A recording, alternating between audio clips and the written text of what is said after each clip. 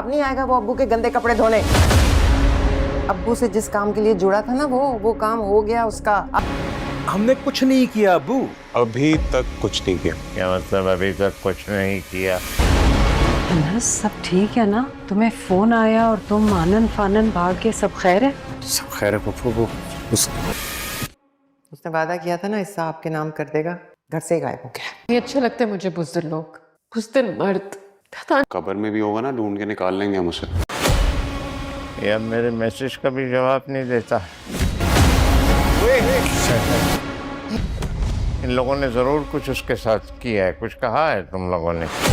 अनस ने अंसा से निकाह तो कर लिया है, लेकिन अनस को ये बात मालूम है ऐसे वो अंसा को अगर अपने घर लेकर गया तो उसका ताया और उसकी फुप्पो बहुत ही ज़्यादा परेशान हो जाएंगे और हो सकता है वो अंसा को एक्सेप्ट भी ना करें। इसीलिए अनस अंसा से यही बात कह के जाता है, तुम अभी यही रुको, पहले मैं जाकर अपने घर वालों से बात करके आता हूँ और उसके बाद ही तुम्हें लेकर जाऊँगा। और वहीं दूसरी तरफ अनस का दादा बहुत ज़्यादा परेशान नज़र आ रहा होता है क्योंकि अनस से उसका कोई भी राब्ता नहीं हो रहा होता और शयान मजीद अपने दादा को परेशान करने की कोशिश कर रहा होता है। अनस का दादा तो यही कह रहा होता है शायद तुम लोगों ने अनस के साथ कुछ कर दिया है, इसी वजह से वो मेरी कॉल्स भी रिसीव नहीं कर रहा। तो शयान अपने दादा से ये बात करेगा, अभी तो हमने अनस के साथ कुछ नहीं किया लेकिन हम कुछ कर भी सकते हैं। और उसका दादा मजीद परेशान हो जाएगा और मुरसलीन को तो बहुत ही ज़्यादा लालच है और वो शयान को रोक देगा। लेकिन वहीं दूसरी तरफ मुरसलीन की बीवी बहुत ज़्यादा परेशान नज़र आ रही होती है और वो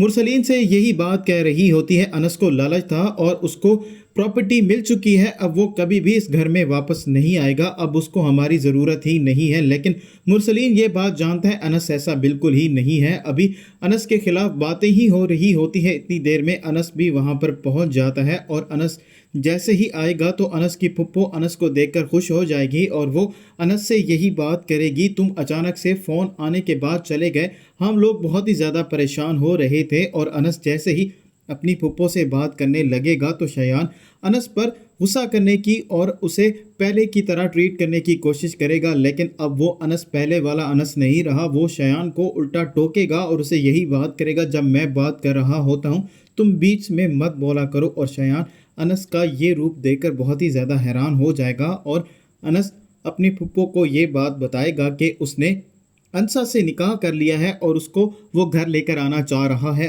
और वहीं दूसरी तरफ अंसा तो ये सोच रही होती है अनस भी बुज़दिल मर्द है और वो उसको छोड़कर चला गया है, लेकिन हकीकत तो कुछ और ही है।